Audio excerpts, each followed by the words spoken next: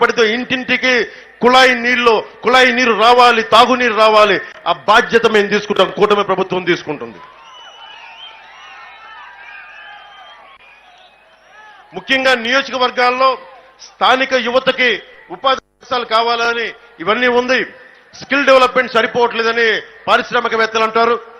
పారిశ్రామికవేత్తల తరపున మీ అందరికీ వారి స్కిల్స్ ఏం కావాలో ఆ స్కిల్ డెవలప్మెంట్ మీ అందరికీ ఇప్పించి పరిశ్రమల్లో ఉపాధి అవకాశాలు పెంపొందించేలాగా ఎక్కువయ్యేలా ఖచ్చితంగా మేము బాధ్యత తీసుకుంటాం. అలాగే గవర్నమెంట్ ఉమెన్స్ కాలేజీలో కనీస కావాల్సిన సౌకర్యాలు లేక విద్యార్థులు తీవ్రంగా ఇబ్బంది పడతా ఉన్నారని మా దృష్టికి ఉంది. ముఖ్యంగా ఆడబిడ్డలు ఎక్కడ చదువుకుంటున్నారో స్కూల్స్ లో కానీ కాలేజీల్లో కానీ మీకు కావాల్సిన కనీస సౌకర్యాలని మేము ఏర్పాటు చేసే బాధ్యత మేము తీసుకుంటాం.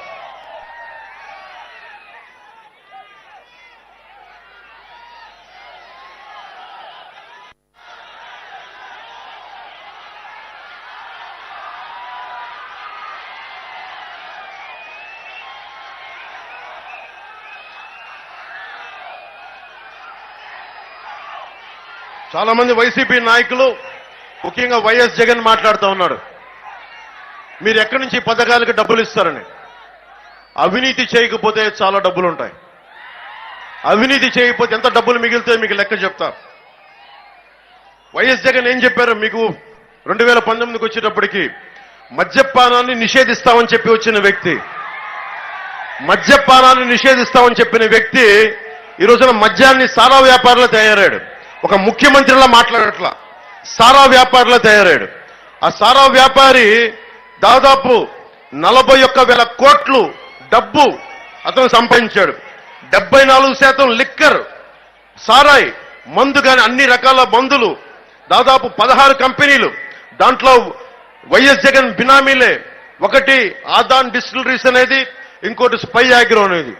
స్పై ఆగ్రో అనేది మిథున్ రెడ్డి కంపెనీ. ఇది ఎవడు ఊళ్ళోకి రాకూడదు, కడపలో ఎవడు బతకూడదు, రాయలసీమలో ఎవడు బతకూడదు, తూర్పుగోదావరి జిల్లాలో ఎవడు బతకూడదు, కోనసీమలో బతకూడదు, మనకి వైజాగ్ జిల్లాలో ఉత్తరాంధ్రలో ఎవడు బతకూడదు.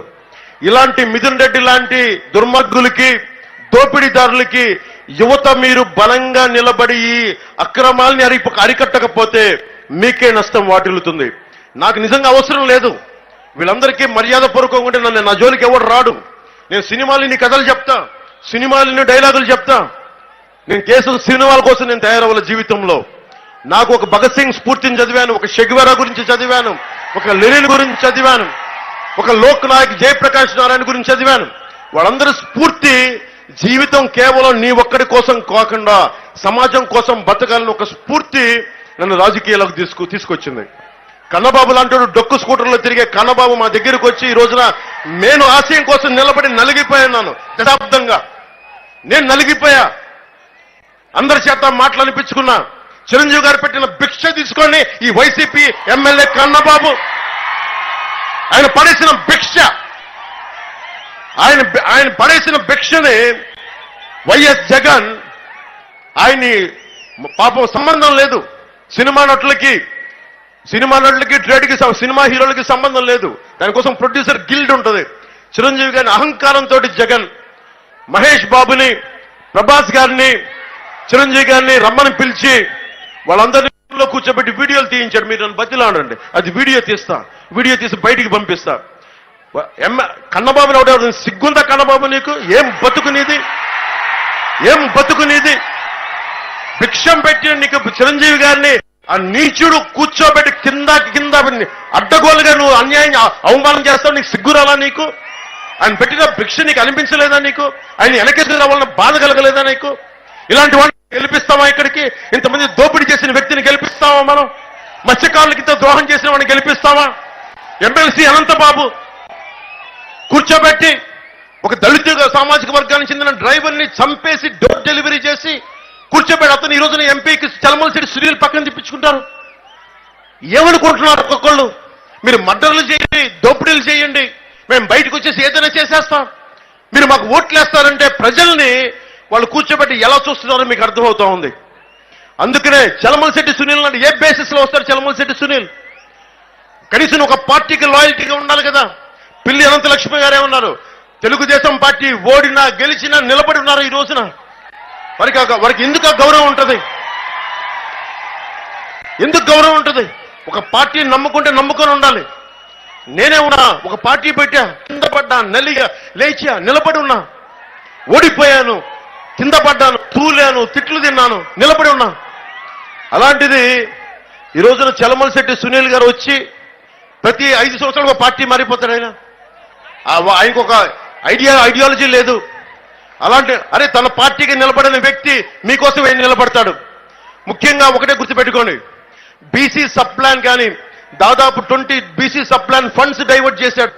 ఈ రోజున 9,000 మంది కేసులు పెట్టించాడు వైసీపీ ప్రభుత్వం. అలాంటి తరపున వైసీపీ సెట్టిపల్లి సామాజిక వర్గానికి చెందిన గౌడగీత కల్లుగీత కార్మికులకి దాదాపు 9,000 కేసులు అక్రమంగా పెట్టించారు. పెట్టిస్తే ఏం చేశారు? ఈ రోజున కూర్చోబెట్టి వైసీపీ నాయకులు వచ్చి ఓట్లు అడుగుతా ఉన్నారు. మీరు దయచేసి చలమలశెట్టి సునీల్ని ఒకటే అడగండి. చలమలశెట్టి సునీల్ని ఒకటి, నీకెందుకు వెయ్యాలి?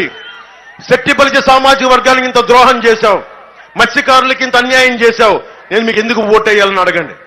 అలాగే ఎస్సీ సామాజిక వర్గం మీరు అడగాల్సింది, 27 మీకు కావాల్సిన పథకాలు తీసేశారు.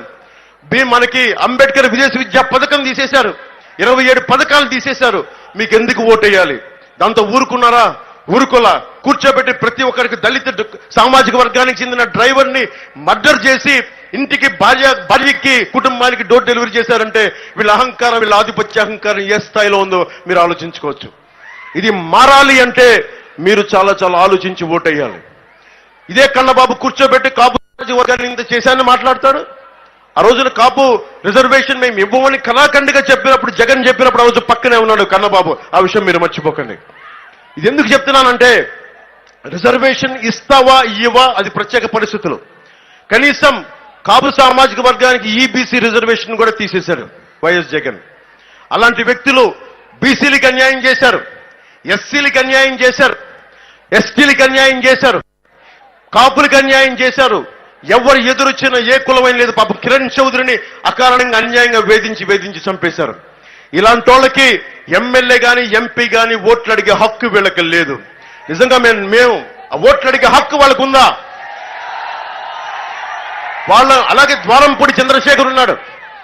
ఎంత పొగరు కాకపోతే అతను అకారణంగా తెలుగుదేశం ఆది నాయకుడిని, ఇంతమంది అనంతలక్ష్మి గారు ఉన్నారు, తెలుగుదేశం నాయకులు పెద్దలు ఉన్నారు, ఇంతమంది నాయకులు అండగా నిలబడి అలాంటి తెలుగుదేశం పార్టీ నాయకుడిని నన్ను కలిపి అహంకారం ఎక్కువై పొగరు ఎక్కువై కూర్చోబెట్టి ఎట్లా పడితే అలా తిట్టాడు. ద్వారంపూడి చంద్రశేఖర్ రెడ్డి చెప్తా ఉన్నాం, నేను మర్చిపోలేదు ద్వారంపూడి చంద్రశేఖర్ రెడ్డి గారు మీరు అన్న మాట మేము మర్చిపోలా. పక్కన కూర్చున్న కన్నబాబు మీరు చేసిన విషయం కూడా మేము మర్చిపోలా. మిమ్మల్ని గద్దె దించే సమయం వచ్చింది మీకు. ఈరోజు మీరు చెప్పండి, మీకు ఒక లెక్క చెప్తా. ఈ లెక్కని మీరు కూర్చొని భోజనం చేస్తా మాట్లాడుకోండి, మీ ఫ్రెండ్స్తో టీలు తాగుతా మాట్లాడుకోండి. ఇసుక మనందరి సొత్తా లేదా వైఎస్ జగన్ సొత్తా? కన్నబాబు సొత్తా ఇసుక? చలమలశెట్టి సొత్తా? ద్వారంపూడి చంద్రశేఖర్ రెడ్డి సొత్తా? మనందరి ఉమ్మడి సొత్తు. మానవ వనరులని, సహజ వనరులన్నీ. PDS rice scam, public distribution rice scam లో 20,000 కోట్లు దోచేశారు. వాలంటీర్లకి ఈ రోజున మీకు కూర్చోబెట్టి డబ్బులు లేవు, ఉపాధి అవకాశాలు లేవు, పరిశ్రమలు లేవు అని అంటున్న వాళ్ళకి, వాళ్ళ వాలంటీర్స్ కి బాగా చేశారని చెప్పడానికి దాదాపు 705 కోట్లు, మెచ్చుకోవడానికి 705 కోట్ల రూపాయలు ఖర్చు చేశారు.